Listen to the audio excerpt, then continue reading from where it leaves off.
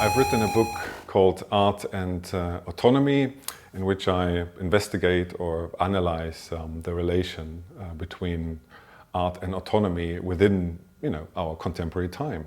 And I've done this not, in order to produce another book on an old topic, but because I see, as a professor at a school for art and design, I see our students, I see young artists, I also see art teachers struggling with the question of, what is autonomy today? What is the role, what is the importance of this old notion? Is it still important, in our contemporary world? And the answer I'm trying to give in this book is that I'm saying, well, yes, it is still relevant, but it's not the same, of course, as it was 100 or 200 years ago. One of the confusing things when it comes to artistic autonomy today is that, when we go back to the beginnings of our modern understanding of art, which is also the moment when autonomy becomes so important, for artistic practice. So when we go back to that moment, which is about the end of the 18th century, say, we see that autonomy is inextricably linked to aesthetics. That's also the moment when aesthetics as a field in itself, as an autonomous field of social practice, comes into being. And so, the problem that we have today is that, we cannot take this field of aesthetics for granted when we think of autonomy. Why is that?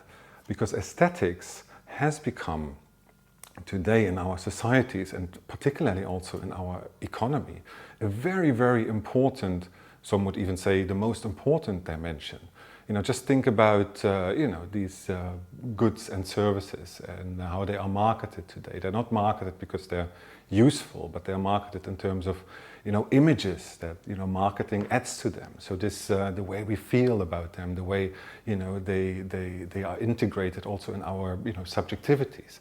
So that's very important. But that means also that artists who today aspire to, in some sense, an autonomous practice, I think have to take this, ubiquitous aesthetics of marketing and branding and so on into account, if they want to achieve some kind of autonomy. And I think they can only do that if they, struggle against this, if you will, fake aesthetics or impoverishing aesthetics, that we see in the creative city, in marketing, and so on and so on. Take a place like OT 301, where we are now. It's one of those, breeding places that we have throughout the city of Amsterdam, and it's a wonderful space, for music, for visual arts, for all kinds of, for dance, for artistic experiments, and that's wonderful. And I'm very proud of being part of this.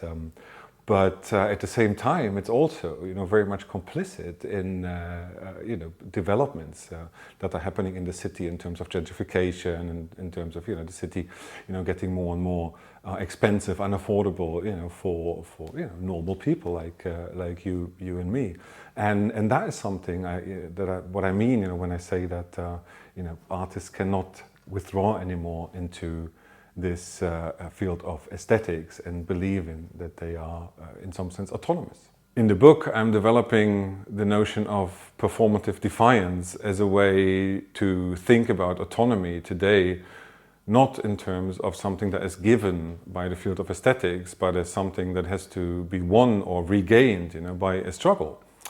And this struggle, I think, that artists have to lead today is a struggle against the reductive aesthetics of, things like creative city or, this sort of aesthetic capitalism that I was describing before. And this is important because I think, that within the contemporary, there is this enormous, and I think particularly also aesthetic entropy that has almost killed our imagination, our image of what a desirable future could be.